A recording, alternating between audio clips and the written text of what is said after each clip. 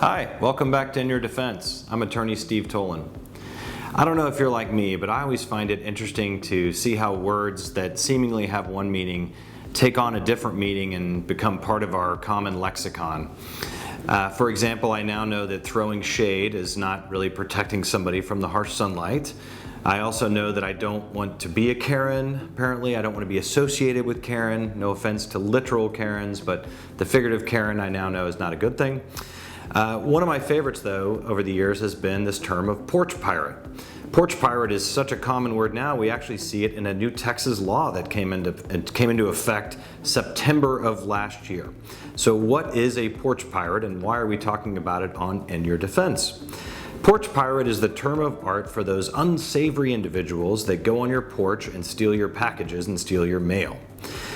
This became such a problem that last year Texas was one of many states that passed the so-called Porch Pirate Act, which makes it now a felony for the first time in Texas history to steal mail.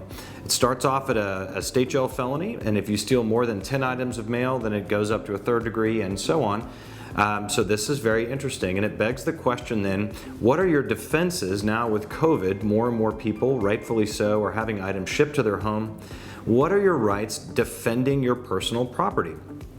We're going to start over the next couple of series, defenses of personal property and then self-defense, use of force, use of deadly force, defense of third parties. Let's start with 4 tips for helping you deal with porch pirates. First, control your delivery methods. Check in with Amazon, have delivery through signature, deliver it in a discreet place, communicate with your delivery service. Do those things.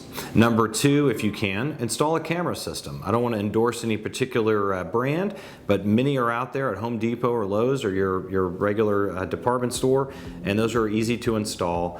Third tip I recommend on dealing with porch pirates is tried and true method, call the police. Now that it's a felony in Texas to steal mail, they do take it seriously, they do respond quickly.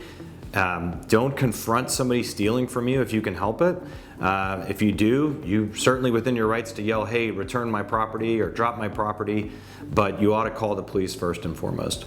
Number 4 tip on dealing with porch pirates, do not use deadly force if it's just the defense of your mail, okay? So it begs the question then, in Texas, can you use deadly force ever for personal property? Actually, 49 states in our nation say no, you cannot use deadly force. The lone outlier is our Lone Star State. In Texas, you can, under very limited and specific circumstances, use deadly force to defend your personal property. We're going to talk about that next time, about when you can do that.